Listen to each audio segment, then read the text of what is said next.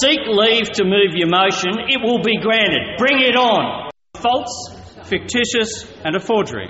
The crony and benefactor of the Prime Minister. False email saga. Crony and benefactor of the Prime Minister. False and fake email. Oh, and he's a friend of the Prime Minister.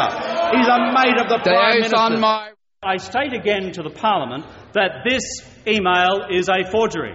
When Ford Credit was as desperate as any business could be for $500 million of Commonwealth money, can we imagine a position where the Commonwealth has greater leverage over any business?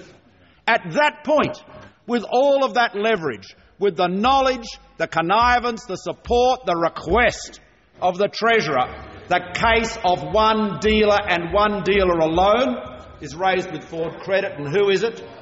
The crony and benefactor of the Prime Minister, John Grant. Nobody else.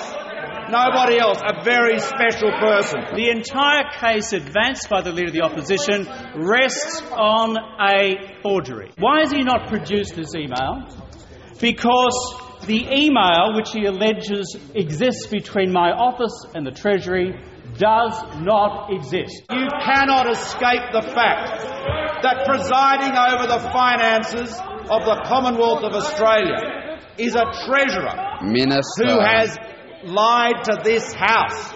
He said he had no idea of the progress of Mr Grant's application.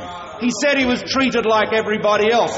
There was nobody else treated like this. The only person who got that treatment was a crony and benefactor of the Prime Minister. Not only is the member for Wentworth not fit to be Leader of the Opposition by his actions in this sordid Turnbull email forgery affair, he has also disqualified himself from ever being fit to serve as Leader of this country.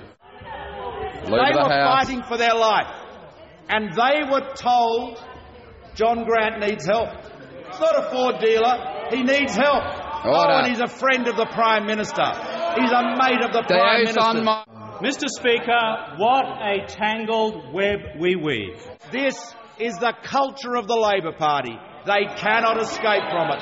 Cronyism, patronage, an abandonment of the ethical standards. And as much as they scream, the louder they scream, the more desperate we see them to be as they try to hold up in office a Treasurer who has betrayed the trust of the Australian people and prostituted his responsibilities by seeking to leverage the power of the Commonwealth to advantage the Prime Minister's mate.